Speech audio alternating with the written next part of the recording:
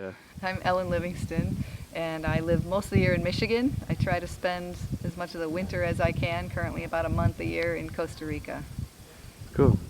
And how did your health journey begin, and how did you come into eating fruit as your main source of calories? And Yeah, yeah.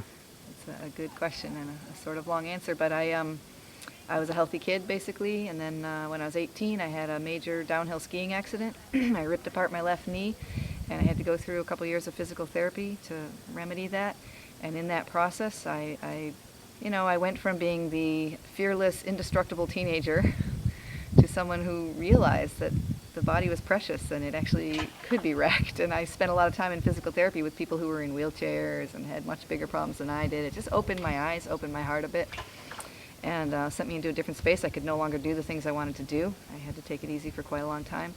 And in that process, maybe it was a blessing in disguise. It was rough at the time, but I started to have a lot of other health problems at that point. Sort of like a domino effect, it felt like. I had spinal problems after that accident.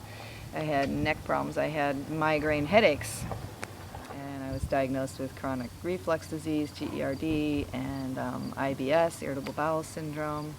And I began to have just really insane insomnia that lasted for many, many years. I'd go for weeks barely sleeping at all. So that was really messing with my mental health, as you can imagine.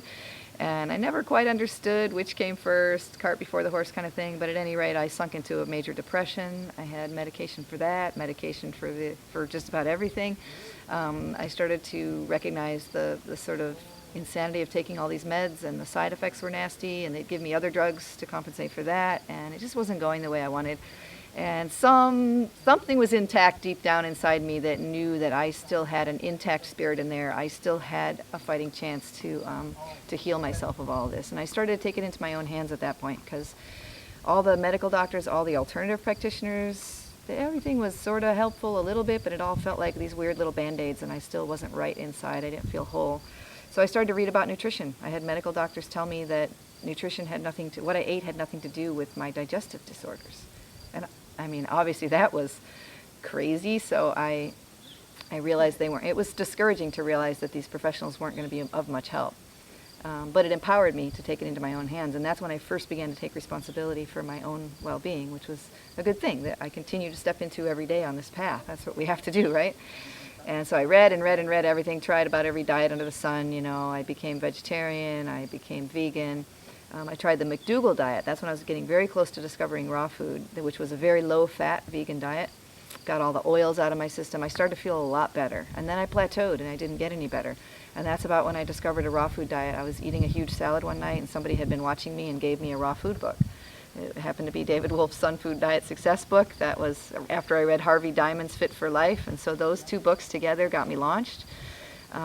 I called and got a coach right away, and as I knew I needed help, and I went raw overnight as soon as I read my first raw book, and I really never looked back, because I started to get results that were better than anything I'd seen before, and the results continued, and then after about a year into my path, I met Dr. Graham and his wife Rosalind.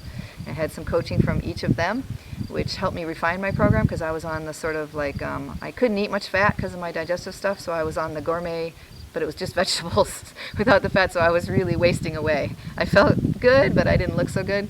So Rosie Graham got me on fruit, and she said, we just got to get you some calories, and that was the missing piece. So I began to, fill out, and I got in the gym, and I got back into yoga, and I eventually got my yoga teaching certification and began to bring yoga together. Yoga had been a spiritual lifeline for me for many years, dealing with all the depression and the emotional issues, and it had been really kind of my spiritual path, if you will. And so I brought that along with the raw food diet and began to realize what a synergy there is between the two, and how both of those disciplines, eating raw and practicing yoga, cause you to become more heart-centered and more self-aware, more pure and clean feeling inside, and more settled in the mind and the heart. And so it was a beautiful combination, and that's what I began to teach. And so that's what I do today. I'm a yoga teacher, and some of my yoga students are not interested in a raw diet, but many of them are. This is my favorite group of people ever to work with at the Woodstock Fruit Festival, because I think anyone who comes to this festival has already declared that they're ready for change, ready for transformation. They're all in transition. They're hungry for the information I bring. They're not scared by the way I talk about living heart-centered and, from your spirit, recognizing your inner light and really letting your unique song come forth.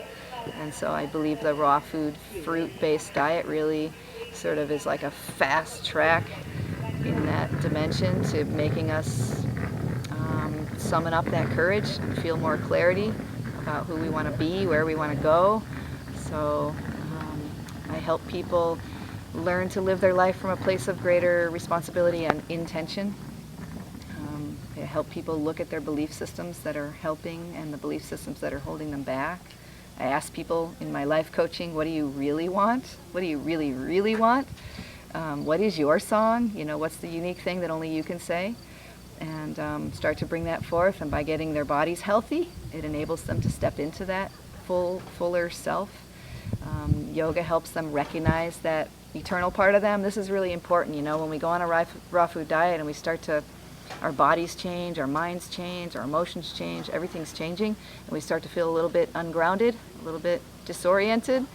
And the practice of yoga can help us reground ourselves in the heart, in that eternal essence, light place that never changes. Even though everything else changes around us, there's a part of us that is eternal and permanent.